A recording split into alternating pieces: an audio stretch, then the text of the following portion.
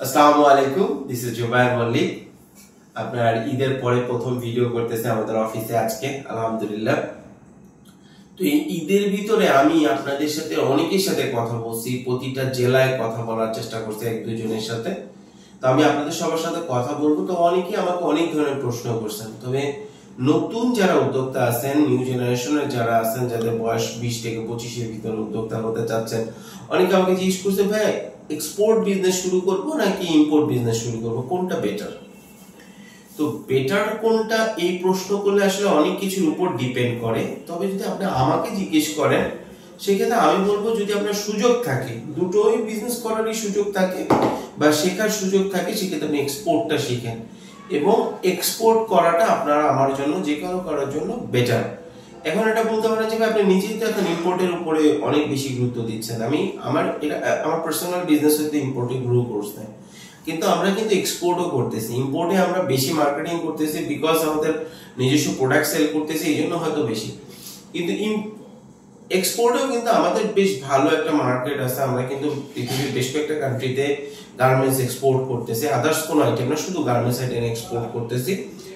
তো প্রথমত যে জিনিসটা আছে এক্সপোর্ট এন্ড ইম্পোর্টের ক্ষেত্রে, এক্সপোর্টটাকে চুজ করার কারণ বা রপ্তানি চুজ করার কারণ হচ্ছে, আমার পার্সোনাল যেটা মনে হয় সেটা হচ্ছে, প্রথমত তো দেশের টাকা দেশে থাকতেছে, প্লাস আমি বাইরে থেকে টাকা দেশের জন্য আনতে পারতেছে। এটা একটা বড় জিনিস, যেটা ঘরের জন্য কিছু করা, নিজের দেশের জন্য কিছু করা অনেক বড় ইম্পর্টেন্ট একটা জিনিস। এটা আবেগের দিক দিয়ে আমার জন্য কেন সবাই এটা রাজি হবে।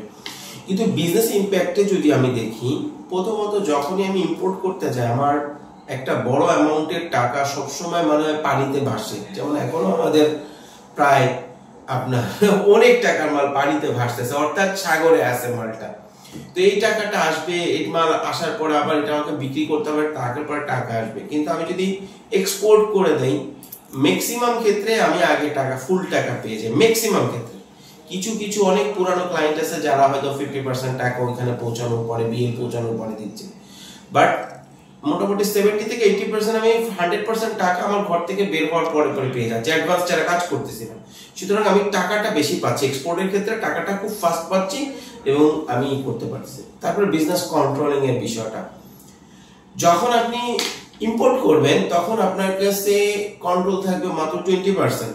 আপনি মালটা নিচ্ছেন, তার ইচ্ছা মতো সে মাল দিচ্ছে, পেমেন্টের ইস্যুগুলো। যখন আপনি এক্সপোর্ট করবেন তখন মাল আপনার হাতে, সুতরাং কন্ট্রোলিং 80% আপনার হাতে।